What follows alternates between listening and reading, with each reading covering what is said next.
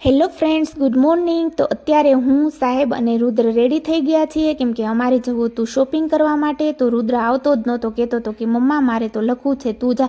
પછી તો ફાઇનલી અમે જવા માટે નીકળી ગયા અને આવી ગયા દેશી ગોળ લેવા માટે. રસ્તામાં જોઈ ગયા તો અહીંયાથી દેશી ગોળ લીધો અને પછી આવી ગયા સીધા મોલમાં, જ્યાંથી નાસ્તો અને ઘરની ઘણી ખરી વસ્તુ લેવાની હતી. પછી અમે રિટર્નમાં ઘરે જવા નીકળી ગયા. તો આ ગૂગલ્સ મેં ત્યાંથી લીધા છે કે જો કેવા છે. અને પછી આવી ગયા ઘરે. તો મેં જો મારી ફેવરિટ મેં ચીકી લીધી હતી તો હું ખાતી હતી. તો રુદ્ર કે લાવ મમ્મા હું તારું શૂટ કરું તો તમને લોકોને ભાવે કે નહીં. પછી લંચમાં મેં બનાવ્યા હતા દાળ ભાત, વટાણા બટેટાનું શાક, રોટી, પાપડ, અડદિયો અને આપણી પ્યારી પ્યારી છાશ. પછી થોડીક વાર સૂઈ ગયા હતા તો ઉઠીને હું રેડી થઈ ગઈ છું કેમ કે મારે જવું હતું દર્શન કરવા માટે એક જગ્યાએ. તો તમે લોકો કહેજો કે હું કેવી લાગુ છું. પછી ફાઇનલી અમે જવા માટે નીકળી ગયા અને તમે અહીંનો નજારો જુઓ, એકદમ મસ્ત હતો, બહુ સરસ હતું અને અહીંનું વાતાવરણ એટલું સરસ હતું. તો મજા આવી ગઈ. અને પછી અમે આવી ગયા અહીંયા દર્શન કરવા.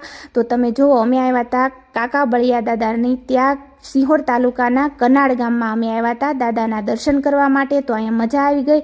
અને પછી અમે સીધા આવી ગયા અમારા ભાવનગરના ત્રિમૂર્તિ મંદિરમાં, જેનો નજારો કંઈક ઓર જ છે, તમે જોઈ શકો છો. ત્યાં તો બહુ મજા આવી ગઈ. અમે પહેલી વાર આવ્યા હતા કેમ કે અમારે કેટલા દિવસથી આવવું હતું પણ મેળ જ નહોતો આવતો. તો ફાઇનલી મેળ આવી ગયો. તો રુદ્રને તો તમે જુઓ તો એટલી મજા આવી ગઈ ને, કેમ કે રુદ્રને તો ત્યાં હિંચકા, લસરપટ્ટી એવું બધું મળી ગયું. તે રુદ્રને તો મજા પડી ગઈ અને અમને તે ખૂબ મજા આવી કેમ કે આપણે દર્શનય કર્યા અને અહીંયા આપણે ત્રિમૂર્તિ મંદિરેમાં પણ અવાઈ ગયું એટલે ખૂબ મજા આવી ગઈ. તો ચાલો, અત્યારે વાગી ગયા છે 9:30, ઘરે આવી ગયા. તો તમને લોકોને મારો મિની બ્લોગ સારો લાગ્યો ને ફ્રેન્ડ્સ, તો લાઇક, શેર, કમેન્ટ, સબસ્ક્રાઈબ કરી દેજો. By friend, good night.